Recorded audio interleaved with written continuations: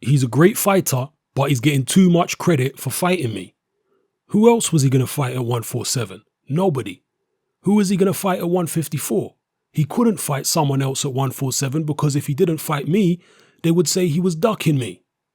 Who is he going to fight at 54? There was nobody for him to fight at 54. No big names, the names he wanted. So he had to fight me. Everybody knows he took Triple G for the money. So I do think he's getting too much credit for taking this fight. He was trying to find a way out. First, he was looking for another title holder. He was looking to fight either Danny Garcia or Keith Thurman. But they're fighting each other. So he was looking for Manny Pacquiao. Manny Pacquiao wasn't interested, so he was trying to fight Amir Khan. Then that fell through, so I was the last option. There was nobody at 154 for him to fight. Canelo already had a fight with somebody and the rest of the guys are with Al Heyman. He really didn't have any options but to fight me. So that's where he went.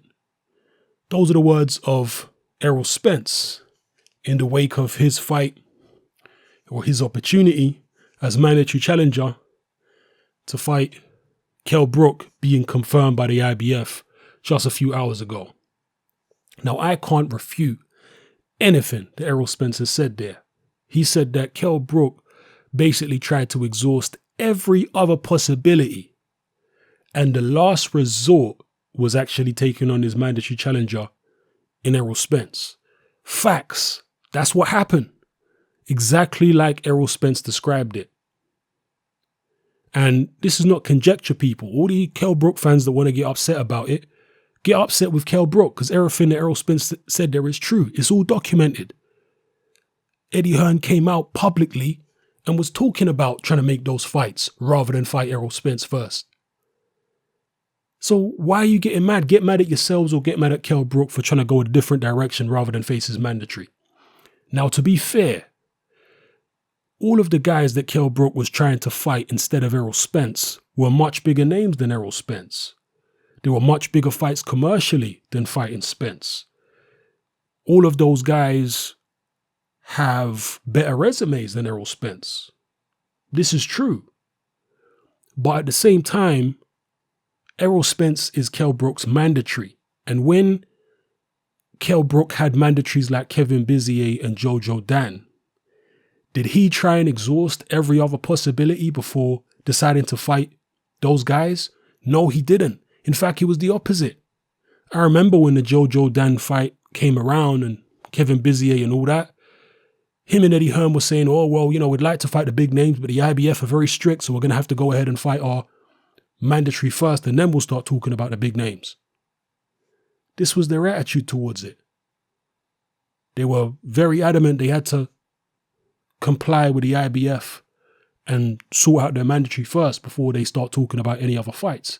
But with Errol Spence, it's been the absolute complete opposite. You've got Eddie Hearn talking about Kell Brook can't do 147 anymore, in his opinion, or he can't do it comfortably. So he thinks Brook should move up to 154.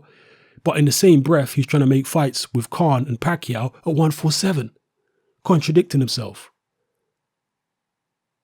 Then he was trying to make a fight with Miguel Cotto, trying to make a fight with all these other fighters rather than just face his mandatory Errol Spence. So it's crunch time. It's D-Day for Kell Brook. Let's see what he's really all about. And let's see what Errol Spence is really all about. I'm not saying this is a foregone conclusion by any means. I think it's a great fight. That's why I want to see it. It's a fight that either man could conceivably, in my mind at least, win. But all the stuff that Errol Spence has said here about Brook trying to go every other direction rather than fight Spence is true. That don't mean Brook can't win the fight. It just means he weren't particularly keen on it. Even Brook himself said he can't get motivated for Spence. So we'll find out what this situation really is when they get in the ring and face each other. Who's actually the better man? Did Brook have any reason really?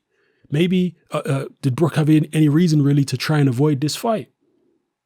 Maybe he'll get in there and think, wow, actually, Spence is not as good as I thought he was. Maybe he'll smash Spence to pieces and he'll think, man, I should have just taken the fight a long time ago. Or maybe it will be highly competitive. Maybe it will turn out to be a Fight of the Year candidate. Maybe Errol Spence will smash Kell Brook to pieces. Who knows? We all have our opinions, but opinions don't count for nothing. The only thing that matters in boxing is what takes place in the squared circle.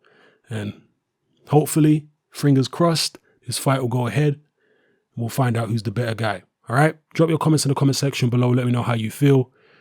And yeah, as Errol Spence was saying there, he thinks Brook is getting too much credit for taking the fight. I also think that a lot of Brook fans are giving him too much credit for taking a fight he's supposed to be taking. The only people who I would really take issue with in terms of not giving Kell Brook enough credit are those people who are adamant that Brook was going to vacate his belt and would not even think about fighting Errol Spence. There were some people who were 100% convinced that Brook was going to vacate. Those people do owe Kell Brook a bit more respect than they were giving him. So I can understand those particular people. But everybody else, you know, I don't see why they have to give Kell Brook special respect for taking on Errol Spence. He's supposed to. This is mandatory. Just the way he took on Joe Jordan and Kevin Bizier, were we supposed to give him special respect for fighting those guys? Makes no sense. Drop your comments below. It's Hatman, I'm out.